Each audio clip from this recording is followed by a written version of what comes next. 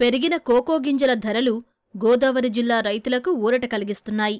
ఈ ఏడాది దిగుబడులు తగ్గినప్పటికీ ధరలు ఆశాజనకంగా పలకడంతో రైతులు సంతోషం వ్యక్తం చేస్తున్నారు. ఉభయ గోదావరి జిల్లాల్లో ప్రధానంగా పండించే వాణిజ్య పంటలలో కోకో కూడా ఒకటి. అరటి, కొబ్బరి తర్వాత కోకో పంటను ఎక్కువగా పండిస్తున్నారు. కొబ్బరి, ఆయిల్ ఫామ్ తోటలలో అంతర పంటగా దీర్ఘకాలం పండించుకునే అవకాశం ఉండడం రైతులను కోకో పంట వైపు మొగ్గేలా చేసింది. దీనికి తోడు కంపెనీలే నేరుగా రైతుల నుంచి గింజలను సేకరిస్తుండడం రైతులకు కలిసొస్తోంది. సీజన్ ప్రారంభంలో కిలో కోకో గింజల ధర 190 రూపాయలు ఉండగా ప్రస్తుతం 550 రూపాయలకి చేరడంతో రైతులు ఆనందం వ్యక్తం చేస్తున్నారు. 550 రూపాయలకు పర్ కేజీ కొంటున్నారు. అధిక వర్షాలు ఆకారాన్ని కోరటం వల్ల మాకు కోకో ఆశాజనకంగా దిగుబడి లేదు.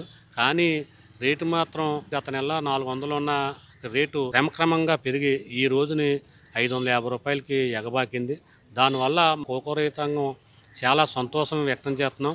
దిగుబడి కొంత తగ్గినా కానీ ఎకరానికి 3 నుంచి 4 క్వింటాలు అవుతే మాకు ఇవాళ 1,25,000 రూపాయలు మనకు మిగిలేలాగా ఉందండి. పెట్టుబడి మాత్రం 50,000 అవుతుంది ఎకరానికి. ఇలాగే ప్రతి సంవత్సరం కూడా ఉంటే ఈ కోకో రైతులు ఎక్కువగా లాభపడి వ్యవసాయం చేయడానికి అనేక రకాలుగా ముందుకు వస్తా కూడా ఈ రైతులు కొంచెం ఉంటుందండి. గత సంవత్సరం బాగా ఎక్కువ దిగుబడి వచ్చింది. 4 నుంచి 6 క్వింటాలు వచ్చింది. అదే రకంగా రేటు కూడా 220 రూపాయల దాకా ఇచ్చారు లాస్ట్ ఇయర్. కొబ్బరి కూడా బాగానే ఉన్నాయి.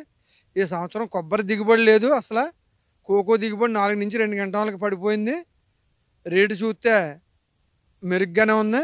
కూలీల రేటు లాస్ట్ ఇయర్ 400 ఉంటే ఈ సంవత్సరం 5 నుంచి 600 వరకు పెరిగింది. కోకో రేటు బాగానే ఉన్నా దిగుబడి బాగా తగ్గిపోవడం వలన రైతుకి నష్టం జరుగుతుంది. దీన్ని కొంత ప్రభుత్వం సహకారం అందించవలసిందిగా కోకో రైతుల ద్వారా తెలియజేస్తున్నాం. మేము దాదాపు 19 సంవత్సరాల నుంచి చేస్తున్నామండి కోకో తోట. 19 సంవత్సరాల నుంచి అలాగే 200, 210, 220లో వెళ్తుంది. ఈ ఏడు స్టార్టింగ్ 190 మీద మొదలైందండి. 190 మీద మొదలయ్యి ఇప్పుడు 550 రూపాయలకు వచ్చింది. చాలా బాగుంది. వ్యవసాయం కూడా చేయటానికి ప్రతి రైతుకి అవసరం. దాదాపు 35-40 ఏళ్ళు పెట్టుబడి అవుద్దండి. తత్వై 1 లక్ష రూపాయలు మిగులుతుంది రైతుకి ఇలా ఉంటే, రేటు ఇలా ఉంటేనే. ఈ వరకు 20 ఏళ్ళు ఉండేదండి. 20 ఏళ్ళది 55 ఏళ్ళు అయిందంటే మరి చాలా తేడా ఉంది కదా అప్పటికిప్పటికి. విదేశాల నుంచి కోకో దిగుమతులు తగ్గడంతోనే స్థానికంగా పండిన పంటకు గిరాకీ పెరిగిందని రైతులు చెబుతున్నారు. పెరిగిన పెట్టుబడుల నేపథ్యంలో ధరలు కొన్ని రోజులు ఇలానే కొనసాగాలంటూ కోరుతున్నారు.